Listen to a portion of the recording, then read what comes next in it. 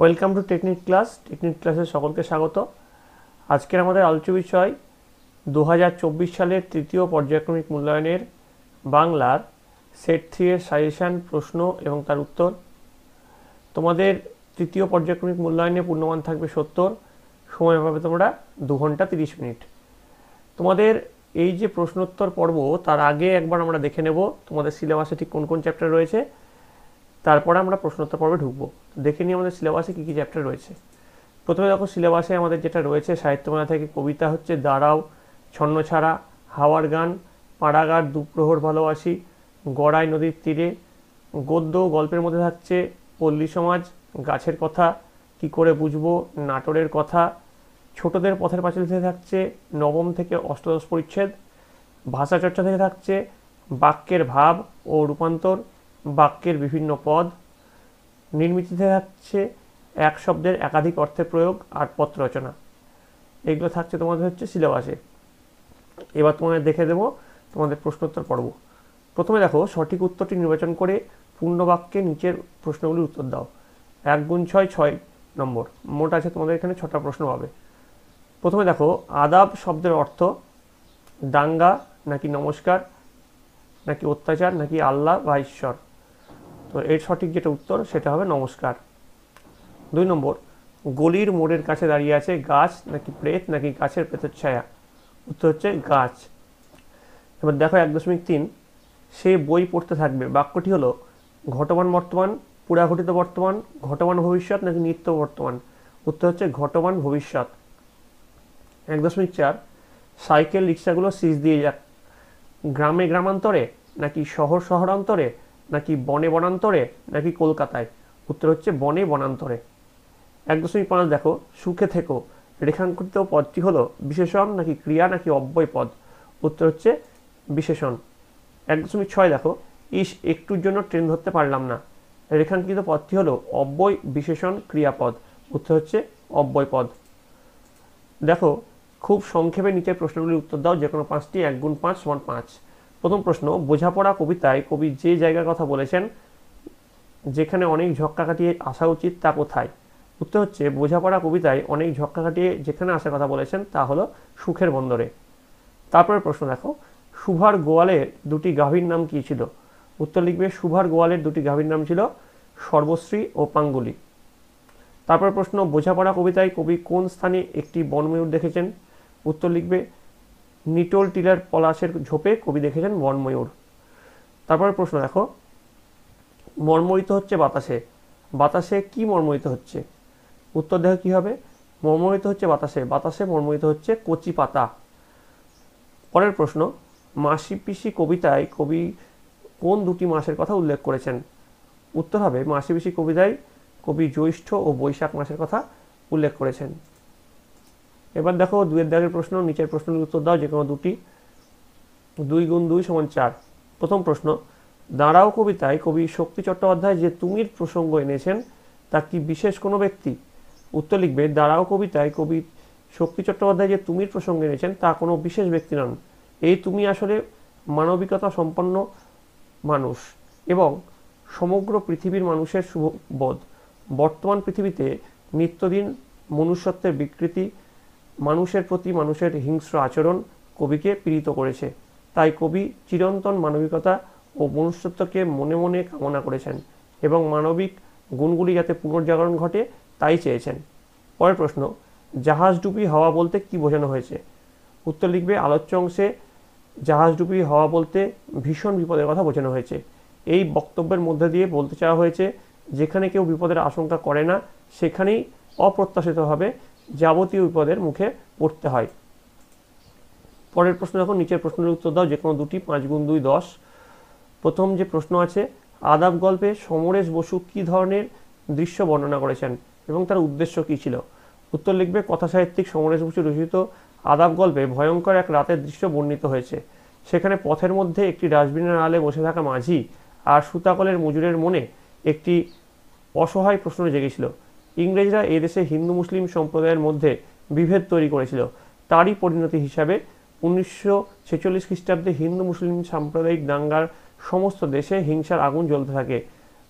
গুপ্ত হত্যা, লুট্তরাজ, 144 ধারা, সেনাবাহিনীর অত্যাচার দেশবাসীকে আতঙ্কিত এবং সন্দেহ প্রবণ করে তোলে। হিন্দু মুসলিম উভয় সম্প্রদায়ই একে অপরের বিনাশে মেতে ওঠে। লেখক সমরেশ বসু আদাব গল্পে ওই ঐতিহাসিক প্রেক্ষাপটেই মানবিকতা এবং মনুষ্যত্বের কথা শোনাতে চেয়েছেন।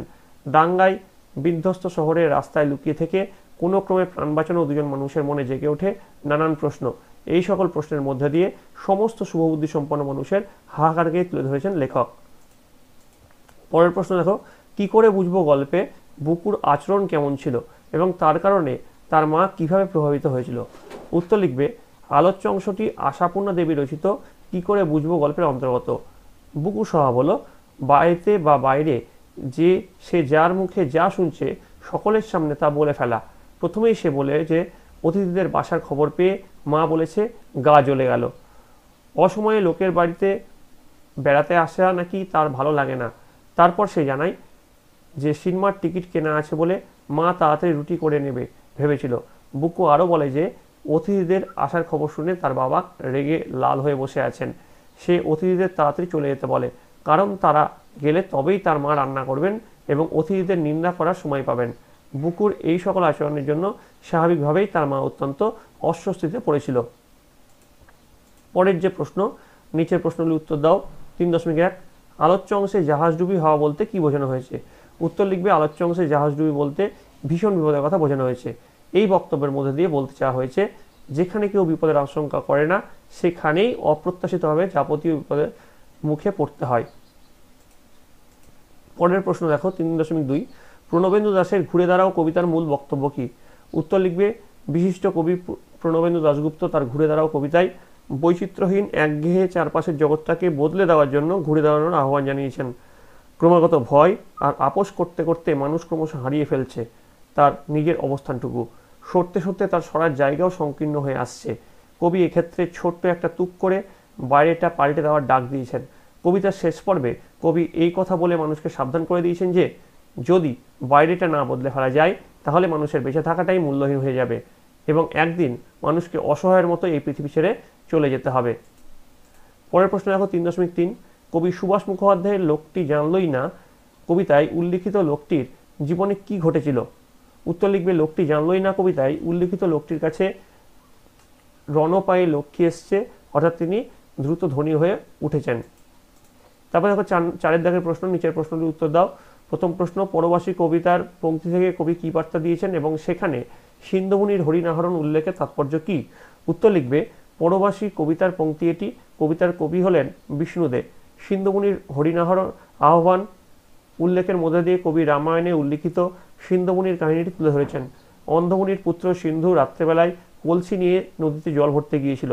রাজা দশরথ তখন ভুল করে হরিণ জল খেতে এসেছে ভেবে শব্দভেদী বাণ নিক্ষেপ করেন এবং এর ফলে সিন্ধুমুনির মৃত্যু হয় এবং দশরথ অন্ধমুনির অভিশাপে পরবর্তীকালে পুত্রশোকে প্রাণ হারান। সিন্ধুমুনি নিজেই অজ্ঞাতসারেই আপন মৃত্যুকে আহ্বান জানিয়েছিলেন। কবির মনে হয়েছিল হরিণ একবারেই তার জল খাওয়ার শব্দে আহ্বান জানিয়েছে চিতাভাগকে, ফলে অনিবার্যভাবে নিজের মৃত্যুকে ডেকে এনেছে সে। পরের প্রশ্ন, কবি জীবনানন্দ দাশের পাড়াগার দুপ্রহর ভালোবাসি কবিতায় ডিঙিটি কোথায় বাঁধা এবং তার অবস্থা কেমন? উত্তর লিখবে, আলোচ্য অংশটি কবি জীবনানন্দ দাশ রচিত রূপসী বাংলা কাব্যগ্রন্থের অন্তর্গত পাড়াগার দুপ্রহর ভালোবাসি কবিতার অংশ।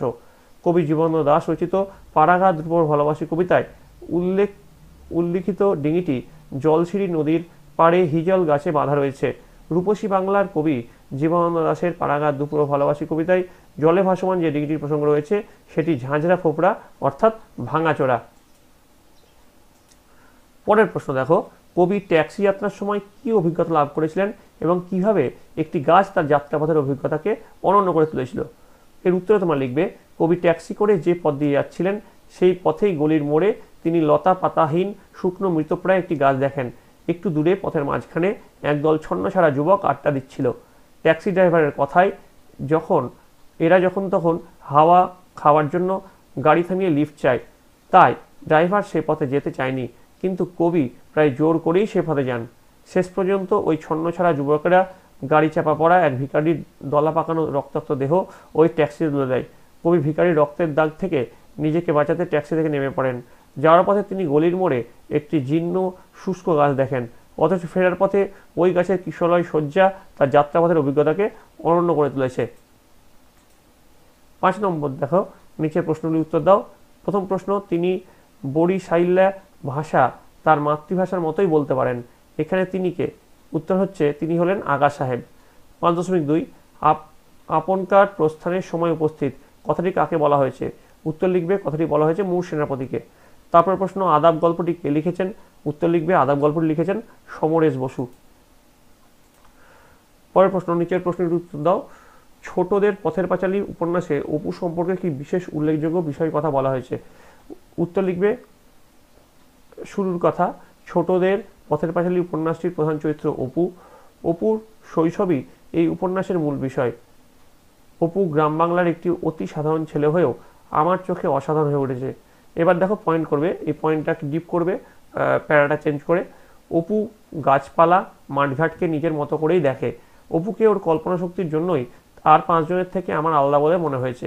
কল্পনাতেই সে মহাভারতের যুদ্ধে অংশগ্রহণ করেছে, আকাশে ওড়ার কল্পনাতে কেটে গেছে তার কত বিনিদ্র দুপুর। আবার সে যাত্রা দেখতে গিয়েও যাত্রার ঘটনার মধ্যে দিয়ে মগ্ন হয়ে উঠেছে। জন্মগ্রামের প্রতি অপুর ভালোবাসা আমার মনকে ভরিয়ে তুলেছে। আমার শৈশবের সাথে অপু যেভাবে আমকরণ আনন্দ পেয়েছে তা এখন আমাদের শৈশবে আর প্রায় নেই বললেই চলে। অপু যেরকম স্বাধীনভাবে প্রকৃতির সাথে মিশে যেতে পারত, সেইভাবে আমি পারি না। আমি তাই নিজেকে অপু হিসেবে কল্পনা করে আনন্দ পাই। এভাবে অপু আমার কাছে একটি প্রিয় চরিত্র হয়ে উঠেছে। এবার দেখো পরের প্রশ্ন, নিচের প্রশ্নগুলোর উত্তর দাও। প্রথম প্রশ্ন দেখো, চন্দ্রগুপ্ত নাট্যাংশে চন্দ্রগুপ্ত গ্রিক শিবিরে কেন এসেছিলেন? উত্তর লিখবে দ্বিজেন্দ্রলাল রায় রচিত চন্দ্রগুপ্ত নাট্যাংশে মগধের রাজপুত্র চন্দ্রগুপ্তকে তার সৎ ভাই নন্দরাজ রাজ্য থেকে নির্বাসিত করেন। হারানো রাজ্য পুনরুদ্ধারের জন্যই তিনি গ্রিক সেনাপতি সেলুকাসের কাছ থেকে গ্রিকদের যুদ্ধের কৌশল শিখে নিতে চেয়েছিলেন। সেই কারণেই তিনি গ্রিক শিবিরে এসেছিলেন। 7.2 যে প্রশ্ন সেটা হচ্ছে, সুতা মজুর মাঝির জন্য কার কাছে কি প্রার্থনা করেছিল? উত্তর লিখবে সুতা মজুর প্রার্থনা করেছিল ভগবান মাঝি যান বিপদে না পড়ে। তারপরে 7.3 দেখো, শুভা যদি জলকুমারী হতো তাহলে সে কি করতো? উত্তর লিখবে সুভা যদি জলকুমারী হতো তাহলে সে আস্তে আস্তে জল থেকে উঠে এসে একটি সাপের মাথায় মণি ঘাটে রেখে যেত।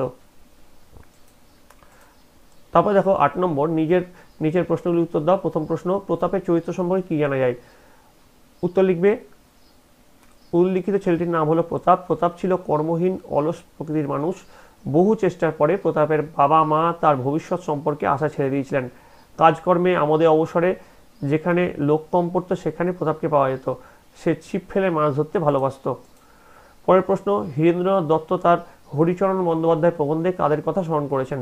উত্তর লিখবে হরিচরণ বন্দ্যোপাধ্যায় প্রবন্ধে প্রাবন্ধিক হীরেন্দ্রনাথ দত্ত প্রশ্নভূত মন্তব্যটি করার সময় হরিচরণ বন্দ্যোপাধ্যায়, বিধুশেখর শাস্ত্রী, ক্ষিতিমোহন সেন প্রমুখের কথা স্মরণ করেছেন। রবীন্দ্রনাথ স্বয়ং শান্তিনিকেতনের সেবায় তার সর্বশক্তি নিয়োগ করেছিলেন। সেই জোর থেকেই তিনি যাদের শান্তিনিকেতন গড়ে তোলার কাজে আহ্বান জানিয়েছিলেন তাদের কাছেও উৎসাহ ও সততার সঙ্গে কাজ করার দাবি জানাতে পেরেছিলেন।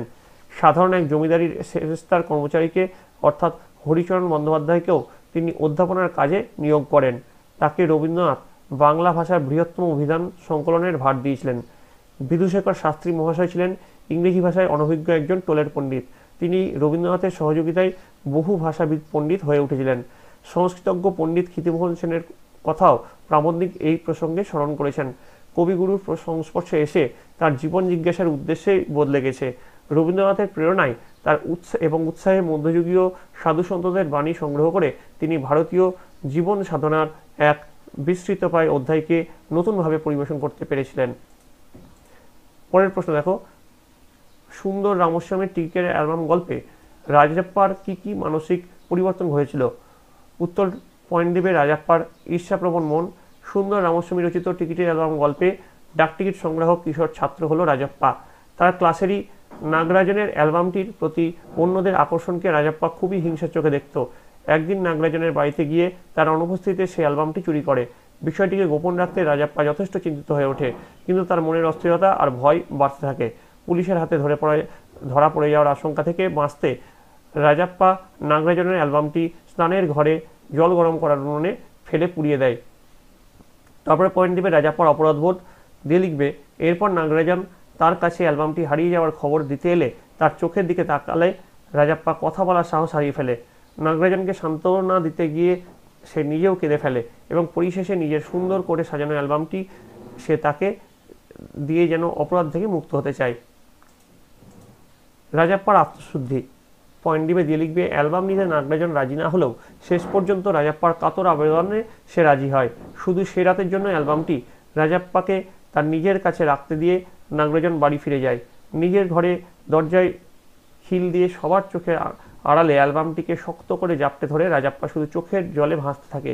এভাবে কৃতকর্মের জন্য অনুশোচনার আগুনে দগ্ধ হয়ে টিকিটের অ্যালবাম গল্পে রাজাপ্পার আত্মশুদ্ধি ঘটেছে। দেখো পরের যে প্রশ্ন, নিচের প্রশ্নের উত্তর দাও। প্রশ্ন, সমীভবনের উদাহরণ কি? উত্তর লিখবে, সমীভবনের উদাহরণ হলো চন্দন থেকে চয়ন। 2 নম্বর, ক্রিয়া বিভক্তি কি? উত্তর লিখবে, কাল ও পুরুষানুযায়ী যে ধ্বনি বা ধ্বনিগুচ্ছ ধাতুর সঙ্গে যুক্ত হয়ে ক্রিয়াপদ গঠন করে সেই ধ্বনি বা ধ্বনিগুচ্ছকে ক্রিয়া বিভক্তি বলে। 3 নম্বর প্রশ্ন, শুরু করেছে কলকণ্ঠের কাকলি, বাক্যের ক্রিয়ার কাল কি? শুরু করেছে কলকণ্ঠের কাকলি, এই বাক্যের ক্রিয়ার কালটি হলো পূর্বঘটিত বর্তমান। তারপরে প্রশ্ন দেখো, বৃথা, সময় নষ্ট করো না, বাক্যটিতে অর্থগত দিক থেকে কি ধরনের বাক্য? উত্তর লিখবে, বৃথা সময় নষ্ট করো না, অর্থগত দিক থেকে বাক্যটি অনুজ্ঞাবাচক বাক্য। পরের প্রশ্ন, পুরুষ সিংহ কোন সমাসের উদাহরণ? উত্তর লিখবে, পুরুষ সিংহ কর্মধারয় সমাসের উদাহরণ। যারা ঘুম পাড়ানি মাসে বেশি তারা রাত থাকতে ওঠে, বাক্যটি গঠনের দিক দিয়ে কি ধরনের বাক্য? উত্তর লিখবে, গঠনের দিক দিয়ে বাক্যটি সরল বাক্য। এবার চলে 10 নম্বর প্রশ্ন, নিচের প্রশ্নগুলির উত্তর দাও। সমানাধিকরণ বহুব্রীহি সমাস এবং ব্যাধিকরণ বহুব্রীহি সমাসের মধ্যে পার্থক্য কি? উত্তর লিখবে, সমানাধিকরণ বহুব্রীহি সমাসে উভয় পদই একই বিভক্তিযুক্ত হয়, অন্যদিকে ব্যাধিকরণ বহুব্রীহি সমাসে উভয় পদ আলাদা আলাদা বিভক্তিযুক্ত হয়। পরের প্রশ্ন, অভিশ্রুতি কি? উত্তর লিখবে, অপিনিহিতি প্রক্রিয়ায় শব্দের অন্তর্গত যে হর্ষই বা হস্যু তার পূর্ববর্তী ব্যঞ্জনের আগে সরে আসে এবং সেই হর্ষই বা হস্যু যখন পাশাপাশি স্বরধ্বনিকে প্রভাবিত করে নিজেও তার সঙ্গে মিশে পরিবর্তিত হয়ে যায় তখন সে প্রক্রিয়াকে অভিশ্রুতি বলে। উদাহরণ হচ্ছে পড়িয়া থেকে কইরা। তারপরে 10.3, শতাব্দী এবং অগ্রজ শব্দ দুটি কোন সমাসের উদাহরণ? উত্তর লিখবে, শতাব্দী ও শতাব্দী মানে হচ্ছে শত অব্দের সমাহার, সমাহারে দ্বিগু সমাস, আর অগ্রজ মানে হচ্ছে অগ্রে জন্মেছেন যিনি, উপপদ তৎপুরুষ সমাস। এবার দেখো তোমাদের যে নির্মিতি যে জায়গাটা আছে সেখানে দেখবে তোমাদের কয়েকটা আমি রচনা বলে দিচ্ছি, যেমন রবীন্দ্রনাথ ঠাকুর, দৈনন্দিন জীবনে বিজ্ঞান, তারপরে তোমাদের খেলাধুলার প্রয়োজনীয়তা, এগুলো তোমরা ভালো করে করবে। এছাড়াও কিছু চিঠি, তোমাদের পাড়ার কোনো সমস্যা নিয়ে কাউন্সিলরকে চিঠি লেখা বা তোমাদের বিদ্যালয়ের কোনো সমস্যা নিয়ে প্রধান শিক্ষককে চিঠি লেখা, এইসব কিছু রচনা বা কিছু রচনা এবং কিছু চিঠি তোমরা কিন্তু করে যাবে।